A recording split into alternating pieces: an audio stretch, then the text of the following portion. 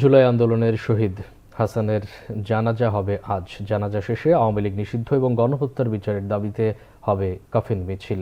বাদ-জুমা রাজু ভাস্কর্যের সামনে থেকে এই মিছিলের ডাক দিয়েছে বৈষম্যবিরোধী ছাত্র আন্দোলন। দর্শক, এই মুহূর্তে সেখানে আছেন সহকর্মী নাবিল জাহাঙ্গীর, সরাসরি যুক্ত হচ্ছে তার সঙ্গে। নাবিল, শহীদ হাসানের জানাজায় কারা কারা ছিলেন?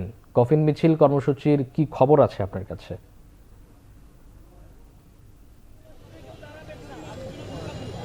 মামুন, আপনি জানেন যে ৫ আগস্ট যাত্রাবাড়ি এলাকায় শেখ হাসিনার পতনের পরেও কিন্তু সেখানে আইন শৃঙ্খলা বাহিনী তাণ্ডব চালিয়ে যাচ্ছিল এবং সেখানে বিকেলে মোহাম্মদ হাসান নামে একজন গুলিবিদ্ধ হয়ে নিহত হন।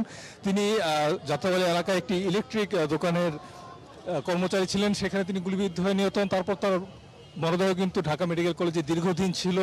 সবশেষ জানুয়ারির ১২ তারিখে তার বাবা তার পাঞ্জাবি এবং পায়জামা দেখে সেটি শনাক্ত করতে সক্ষম হয় এবং তারপর ডিএনএ টেস্টের পর কিন্তু গতকালকে সেটি নির্ভুলভাবে প্রমাণিত হয় যে এটি আসলে মোহাম্মদ হাসানের মরদেহ। এবং এই মুহূর্তে আপনি নিশ্চয়ই দেখতে পাচ্ছেন হাসানের জানাজা অনুষ্ঠিত হচ্ছে রাজু ভাস্কর্যের সামনে। কিছুক্ষণ আগেই কিন্তু তার মরদেহটি এখানে নিয়ে আসা হয়েছে এবং এখানে কিন্তু তার মরদেহ তার পরিবারের কাছে হস্তান্তর করা হবে। এই মুহূর্তে আপনি দেখতে পাচ্ছেন যে এখানে আসলে জানাজা অনুষ্ঠিত হচ্ছে এবং বৈষম্য বিরোধী আন্দোলনের কেন্দ্রীয় নেতৃবৃন্দ কিন্তু জানাজায় অংশগ্রহণ করেছেন এবং পাশাপাশি হাসানের পরিবারের সদস্য এবং ঢাকা বিশ্ববিদ্যালয়ের সাধারণ শিক্ষার্থী তারাও কিন্তু আসলে এই যে জানাজায় অংশগ্রহণ করেছেন।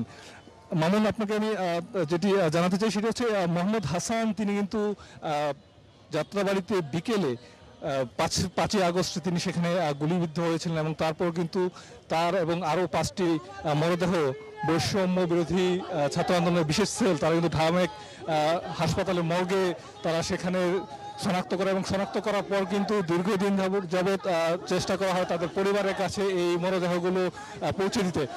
মামুন, আপনি দেখতে পাচ্ছেন এই মুহূর্তে কিন্তু কফিন মিছিল যেটি শুরু হওয়ার কথা ছিল সেটি শুরুর প্রস্তুতি চলছে এবং জানাজা কিন্তু শেষ হয়েছে।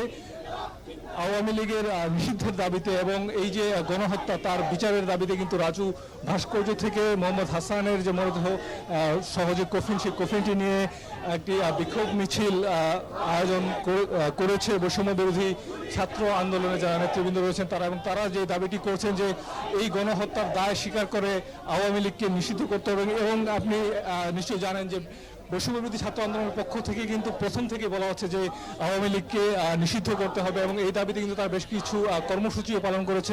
আমি আপনাকে জানিয়ে রাখতে চাই বৈষম্য বিরোধী ছাত্র আন্দোলনের যিনি আহ্বায়ক হাসানাত আবদুল্লাহ তিনি কিন্তু গতকালকে একটি অনলাইন ফর্ম আমরা দেখেছি তিনি শেয়ার করেছেন, সেখানে কিন্তু আওয়ামী লীগ নিষিদ্ধের দাবিতে পিটিশন সংগ্রহ করা হচ্ছে এবং এরকম বিভিন্ন ধরনের কর্মসূচি কিন্তু আসলে বৈষম্য বিরোধী ছাত্র আন্দোলনের পক্ষ থেকে পালন করা হচ্ছে যাতে আওয়ামী লীগকে নিষিদ্ধ করা যায়। আমরা যেটি জানতে পেরেছি মোহাম্মদ হাসানের মরদেহটি সেটি কিন্তু তার যে নিজ এলাকা অর্থাৎ ভোলায় সেটি নিয়ে যাওয়া হবে এবং সেখানে তাকে দাফন করা হবে। এই মুহূর্তে একটি সংবাদ সম্মেলন হবে। দর্শক, জুলাই আন্দোলনের শহীদের তালিকায় যুক্ত হলো আরও একটি নাম, শহীদ হাসান। শহীদ হাসানের জানাজার খবর জানাতে রাজু ভাস্কর্য থেকে আমাদের সাথে যুক্ত হয়েছিলেন আমাদের সহকর্মী নাবিল জাহাঙ্গীর।